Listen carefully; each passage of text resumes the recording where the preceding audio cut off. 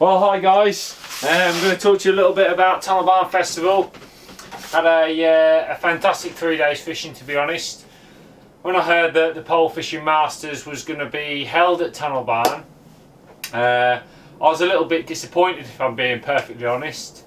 That's nothing against Tunnel Barn, because I think Tunnel Barn is a really nice place, but I'll tell you what my reservations were. My reservations were that I felt that there might be some venue experts there who go there all the time, might be very difficult to beat and know the place well. Puts you off a little bit, just being honest, how I felt.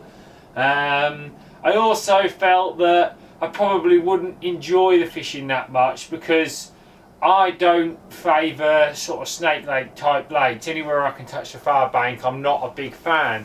I like nice open water places, and I felt that somewhere where there was some open water would have been nicer, and I sort of mentioned that at the time, but Tom and Matt at DHP made the very wise decision to go with Tunnel Barn, because when I got there and I started fishing, I realised how good it was.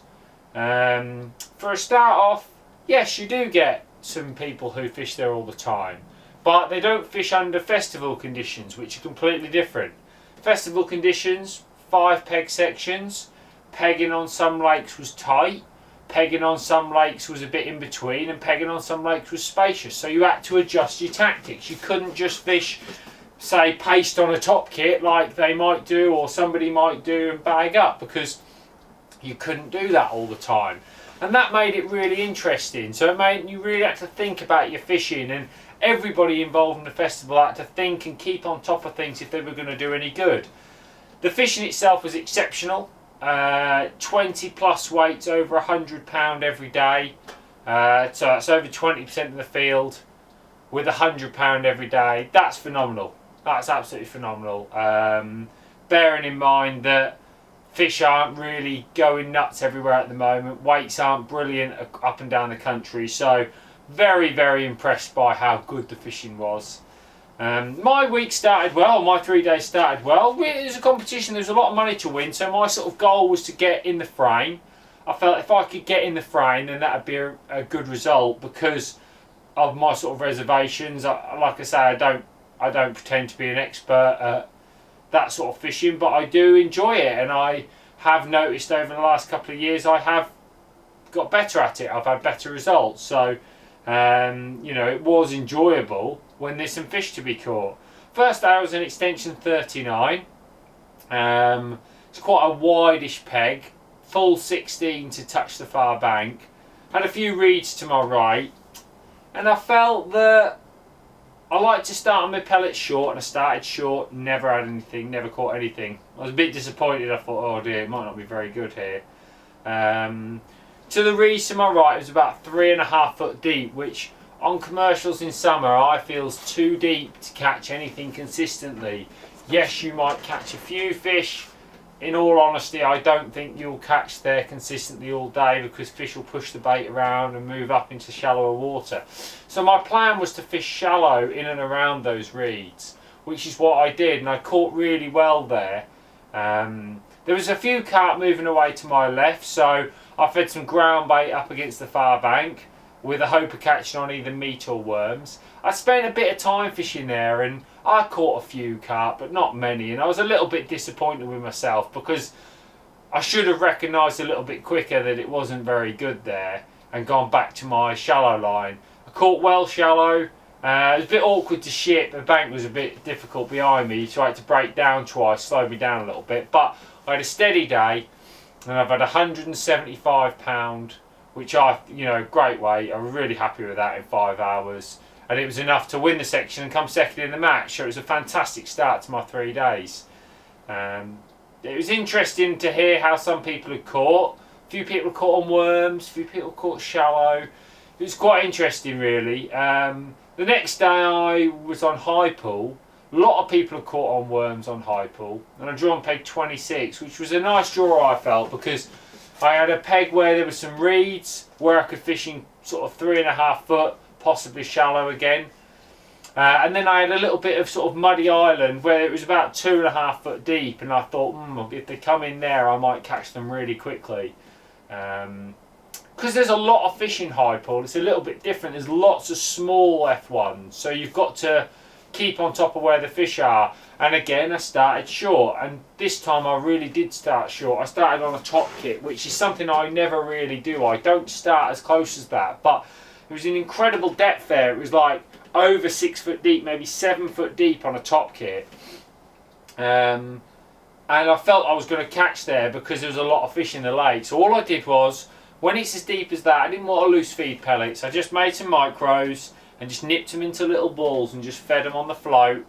And I had a brilliant start. I had 51 F1s there on pellet in an hour. That's really rocking. So I was really happy with that. That was at least £40, maybe more. The next hour was not as good. I caught a few short, went shallow, caught a few, and I thought, oh, it's going this, definitely. And over the next 2 hours, I really didn't do very well. You know, I couldn't find the fish. I tried worms, and it all wasn't working for me. And I thought, with about an hour and a half to go, hour and 15 minutes to go, I thought, look, just reset yourself, pellets again. Came back short, had a little run, but I'd fed some pellets on that shallow water, and the last 50 minutes it was solid. I physically couldn't have caught any quicker. Shipped one back as quick as I could get in the water at 16 metres, and I ended up with 124.15, which I was really happy with. It was enough to win the section. I think I was third on the lake, so I was really chuffed with that. And it put me in a great position. I was lying second overall. A good friend of mine, Andy Power, had 2 wins. Andy Bennett had 2 wins. I had 2 wins. There was quite a few of us on 2 wins. So I knew that I was in a good position with my weight, but I needed a win on the last day. I've been fishing against some good anglers every day as well, and nothing changed on the last day. Good anglers again all throughout my section. I drew on club 22, which there was some carp moving about there, but the wind was blowing to the other end of the lake, and I'm right at the top end of that section. And I was a little bit sceptical, if I'm being honest. I thought, well, it's not going to be as good because the wind's blowing the other way. And it's hard to say that whether I was proved right or not, but I caught very steady. 3 hours, I put all my fish in one net, and they weighed £44. I just fished pellets short, and then I fished pellets across because it had worked for me the last few days. Fish like a short little float, and it bulk down, and just be accurate with your feed. Keep coming back with the fish, and it worked alright for me. I lost a few because it's very snaggy on the far bank, but not many. I was quite happy with how it was going.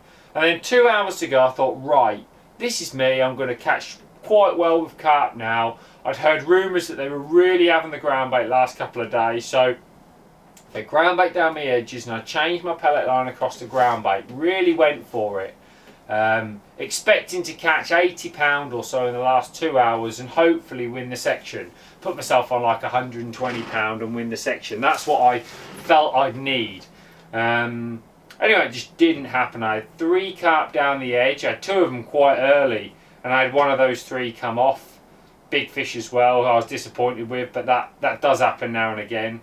It was definitely hooked okay, just came off, so I was going to net it, so that's the way that goes.